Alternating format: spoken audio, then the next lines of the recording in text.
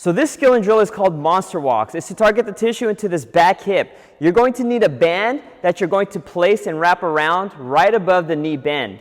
If you keep it a little bit lower, so let's say down into the ankle, it'll be a longer lever, which will be a harder effort to accomplish. So start off with the band slightly above the knee. From that position, you're going to squish your body down about 10%. So when you squish your body down about 10%, your body goes down, but your butt sticks out slightly and your body slightly tilts forward. From this position, what you're going to do is you're going to try to open up your knees and your feet together, same distance, and then bring it together. Then you're going to go out and bring it together, going all the way out and back in. As you're doing this effort, you're going to go left and right. Make sure your body does not bobble like this. You want to make sure that you're in a narrow or a very short hallway and you're staying the same height. As you also do this and accomplish this task, make sure that the leg that trails, so I'm going this way, so this is the trail leg, it doesn't cave in. Because as the leg goes out, the band's going to want to pull this opposite leg inward. Don't let that happen. You're going to use the back hip tissue to make sure that you maintain that position.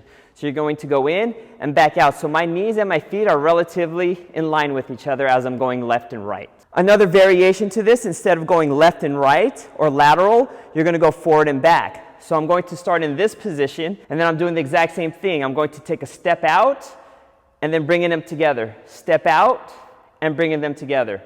Out again, and back in. So again, as you start to do this effort and you're going outward, make sure that the back knee does not cave in. Don't let the front leg cave in.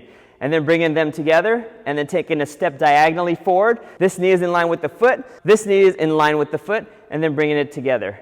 The next variation to this, instead of going forward, you can go backwards. So I'm going to squish myself down, and then I'm going to have my butt slightly sticking out, my body leaning forward slightly, and then I'm going to step back out and back, and doing that exact same thing. Making sure, again, the knees and feet are in line with each other as I start to go diagonally backwards. So I can go forward as I do this effort, or I can go backwards as I do this effort. Just making sure that you feel the target tissue and the knees and the feet are relatively stacked on top of each other.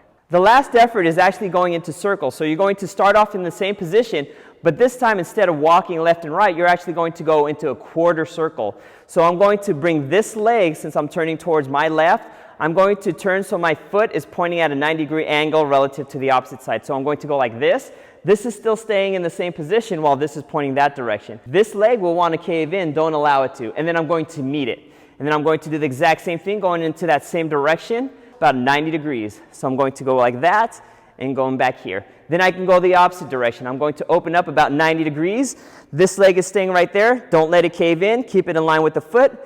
And then you go meet the opposite leg, and then continue to rotate into those quarter circles, 90 degrees, all the way around until you go back to starting position.